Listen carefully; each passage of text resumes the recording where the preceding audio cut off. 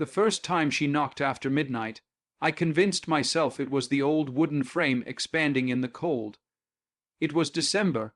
The wind outside had a way of making everything sound alive, as if the house itself breathed with shallow, tired lungs. I lived alone on the outskirts of town, in a once-story rental that used to belong to an elderly couple before they passed. The neighbors rarely came near. They said the land had a way of keeping secrets, and the walls a way of repeating the past. I thought it was just small town superstition, and honestly, I didn't care. The rent was cheap, and the solitude helped me work. But that night, when the knock came, soft, deliberate, unmistakably human, I felt something tug at the back of my neck, like a cold fingertip sliding across my skin. I remember staring at the clock.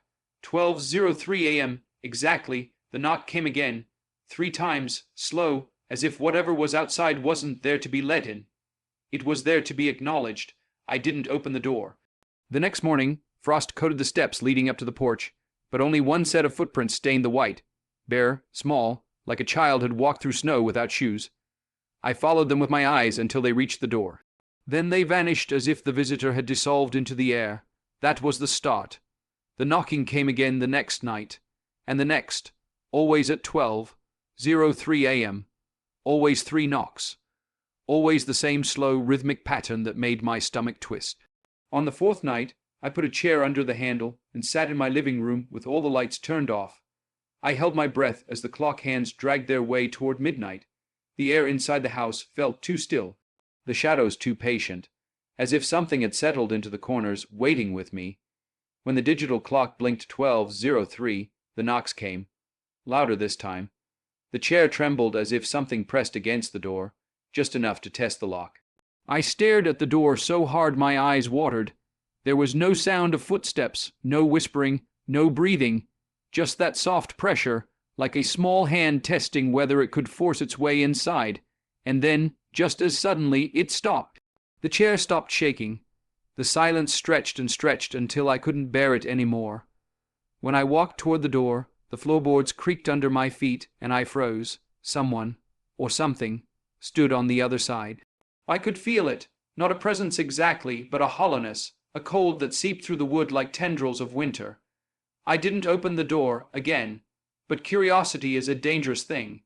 By the 7th night, I couldn't stand the unknown anymore. I needed answers. That evening, I stayed awake, resting my ear inches from the door. My heart hammered so loudly I wondered if whoever was outside could hear it. As the minutes ticked down, I pressed my hand against the wood. It felt colder than ice. My breath fogged the air, even though the house heater hummed steadily behind me. 12:02 a.m. The wind outside stopped, completely, as if the world paused. 12:03. Knock, knock. Knock, slow, heavy, like the knocks came not from knuckles but from bone. I whispered, "Who's there?" The answer was a faint sound, too soft to be words, too intentional to be the wind. A whisper that felt like it came from inside my own skull. Something breathed the words, not aloud but into me, "Let me in." I stumbled back so quickly I nearly fell over the coffee table. The lights flickered. The air inside the room grew colder, sharp as needles against my skin. That night I didn't sleep. I sat curled on the couch, staring at the door until sunrise. The knocking didn't return during the day. It never did. By the 10th night, something changed. I woke up to knocking, even though it wasn't midnight. The sound came from somewhere deeper inside the house, from the hallway. I should have run, should have grabbed my keys and left. But fear pinned me down. The knock came again, this time from the bedroom door. I crept forward, each step threatening to give way under me. My throat had tightened to the point it hurt to breathe. The door was closed. It had been open when I went to sleep. My hand shook as I reached for the knob. The moment my fingers touched it, a cold shock ran up my arm and the knocking stopped. A silence pressed into the house like a weight. I opened the door. Nothing. Just moonlight reflecting across the room. My bed, my desk, my window slightly cracked open, the curtain drifting as if someone had moved past it. I closed the window and told myself it was the wind again, told myself I'd forgotten it open, told myself the knock was part of a dream. But then I saw them, Small, wet footprints on the floor, leading up to the window, leading away from my bed, like someone had stood inches from me while I slept. The knocking returned the next night, again at 12:03 a.m., but this time with a difference. Something whispered through the keyhole, scratching, a soft dragging noise like fingers slipping across wood. I tried to ignore it, but curiosity consumed me. I looked through the peephole. Someone stood there. A girl, pale, hair soaked, bare feet sunk into the snow. She looked no older than 8 or 9, but her eyes weren't right. They were too still, too wide, too hollow, like she wasn't looking at me, but through me. Her lips didn't move, yet I heard her voice clearly. "You left me outside." I gasped and stumbled backward. The next morning, determined to understand what I was dealing with, I visited the town library. The librarian, a woman in her 60s with kind eyes and trembling hands, froze when I described the knocks. "You shouldn't answer it," she whispered. "Not after midnight. Not in that house." When I pressed her, she reluctantly told me the story.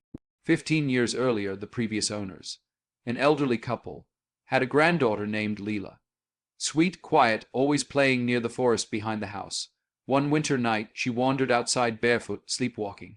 They searched for her for hours, but by the time they found her, she was lying near the porch, frozen beneath the snow.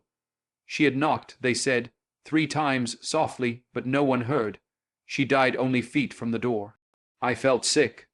I wanted to leave the house, but something in me, guilt, fear, obsession, kept me anchored there. That night, when the knock came at 12:03, something inside me broke. Maybe it was pity, maybe loneliness, maybe the quiet ache of imagining a child dying alone in the cold. I opened the door, snow swirled in, the wind howled, and she stood there, just as pale, just as soaked, just as still. Her eyes locked onto mine. She stepped forward, but she didn't walk on the porch. She drifted, her feet slightly above the ground. When she spoke, her voice was layer. Like many versions of her spoke at once. "You heard me. I couldn't move." My throat closed. My fingers froze where they clutched the doorknob. She reached out her hand. Her skin was bluish, cracked, like frostbitten ice. The moment her fingers grazed my wrist, pain shot through me, a cold so deep it felt like it touched bone. I yanked away and slammed the door. The house shook. She screamed. The lights burst. Every window rattled. A shrill, gut-wrenching sound tore through the wood, through my skull, through everything. It stopped only when the clock hit 12:04. 1 minute? That's all she ever had. But something changed that night. From then on, she didn't wait until midnight to knock. She knocked whenever she wanted. Early evening, dawn, sometimes in the middle of the day. And it wasn't always on the front door. Sometimes she knocked from inside the walls, sometimes from the attic, once from under my bed. Sleep became impossible. Every time I closed my eyes, I felt her cold breath on my cheek. Heard her whisper, "Let me in." By the 20th night, I was barely surviving. I moved through the house like a ghost, exhausted, paranoid, unsure if I was awake or dreaming. My skin felt colder every day, as if her touch had left something inside me. I woke one morning shivering violently. Frost coated the mirror in my bedroom. On it a small handprint. Beneath it, words written in something that looked like ice. "Why won't you help me?" That night I made a decision. I would end this. I couldn't keep living like this. So I did the only thing that made sense in my unraveling mind. I opened every door, every window. I lit candles. I sat in the living room and waited for midnight. The clock ticked 12:01. I whispered, "I'm here." 12:02. The candles flickered violently. 12:03. The knocking didn't come. Instead, a soft, wet sound echoed from the hallway, like small bare feet walking on water.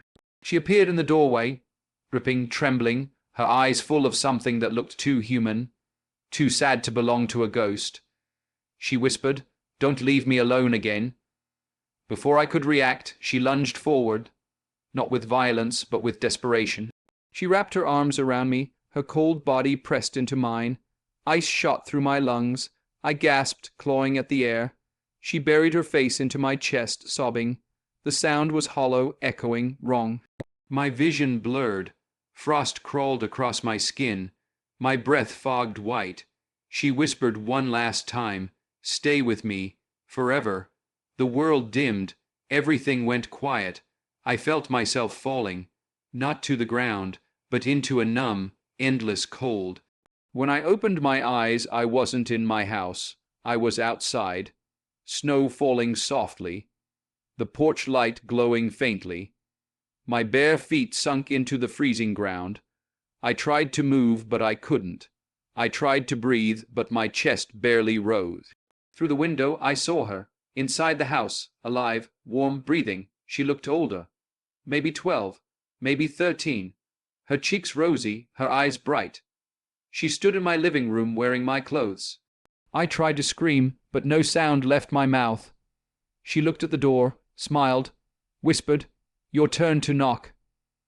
Then she turned away, disappearing into the warmth I could no longer reach. I'm still here. Outside, frozen, the snow never stops. My legs are numb, my hands blue, my voice gone. The house is dark except for a small lamp in the hallway. I don't know how many days have passed, but every night, as the clock inside blinks 12:03, something makes my hand rise and tap the door. 3 slow knocks, and she never answers. Not yet. Not until she gets tired of living my life. Not until she needs someone to replace her. So if you ever hear knocking after midnight, don't open the door. Because it might not be someone trying to get in. It might be someone trying to get out.